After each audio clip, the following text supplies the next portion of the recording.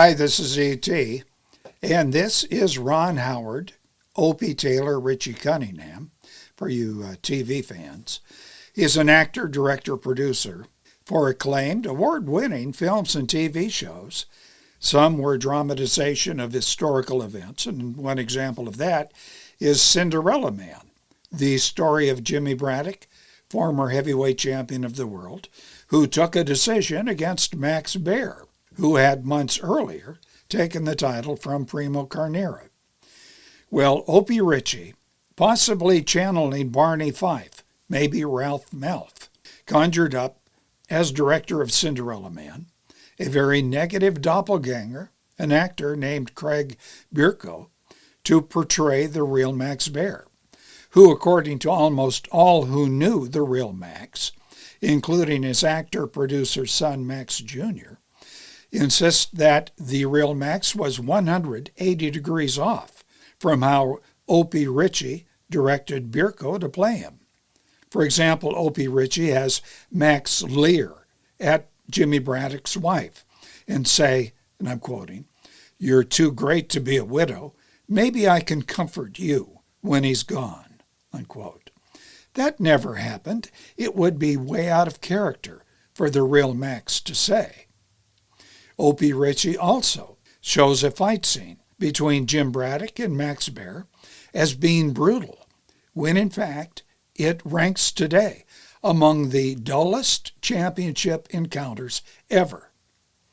Now the real story goes like this. Opie Ritchie's fake Max Baer was a replica of a character that the real Max portrayed in a later 1956 movie, The Harder They Fall, loosely based on Primo Carnera and the mob. Well, in that movie, Max played a fighter named Buddy Brannon, and Buddy rants on about beating an opponent who died in a subsequent bout against another boxer. Now I'm quoting Max. "You know I'm the guy who nailed Gus, murdered him for 15 rounds. Don't know what held him up. But when Gus left the ring that night, he was a dead man. All your joker did was tap him. I did all the work, and they gave your guy all the glory." Well, in fact, Max Baer, the real one, did kill a man in the ring and beat another so badly that he died in a later fight. In August of 1930, Max so roughed up Frankie Campbell that Campbell died the next day. Max was charged almost with manslaughter, and he was so upset that, with only a few exceptions, he seldom afterward displayed his usual ferocity in the ring. In fact, Max Baer lost 4 of his next 6 fights after killing Campbell. Max, I should add here, financially supported Campbell's widow. Then in August of 1932, Max beat up Ernie Schaeff to a point that Ernie was comatose for minutes after the fight, and according to his friends, was permanently damaged. And in February of 33, Ernie fell to the canvas following a soft tap from Primo Carnera, and Ernie died days later, most likely, according to sports reporters, and Max himself, a victim of not Carnera's, but Max's earlier beating. Max Baer, after the death of both Campbell and Schaeff, displayed ferocity in only 2 subsequent fights. The first was against German Max Schmeling. That was in 1933. That was the year also that Adolf Hitler became Reichschancellor, and Max's father was Jewish. The second time he got really rough was against Primo Carnera, and that was for the heavyweight title. But in losing the title to Jimmy Braddock, Max's performance was, at best, lackluster. There was a lot of clowning. Max backpedaled, something he never did. It was nothing like Opie Ritchie's interpretation of that fight in Cinderella Man. The fight was described by sports writers as poor. Ed Prain, writing in, I think it was the New York American, said it was astonishing that Baer could fight so badly. Now, some believe Max Baer threw that fight. Alex Daly, author of 200 articles and 3 books covering the boxing world, believes that both Max and Braddock may have been in on a fix. Daly's father thought Max threw it because Max liked and felt sorry for Braddock, and he wanted to do something else. Max Jr. knew that his father, Max Sr., wanted to be an actor, and that was one of the reasons for Max's ring performances where he was acting out.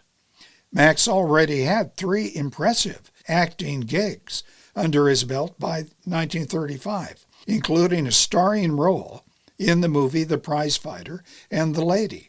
That was with Myrna Loy and Walter Huston. And Max had steady film gigs up to his death in 1959 at age 50. All this, yet Opie Ritchie displays Braddock's and Baer's fight as rivaling that of Stallone's Rocky against Apollo Creed or Ivan Drago. Opie Ritchie gave the audience a fictional Max Baer, who was a psychopathic bully. And neither of these parts of Cinderella Man approached reality.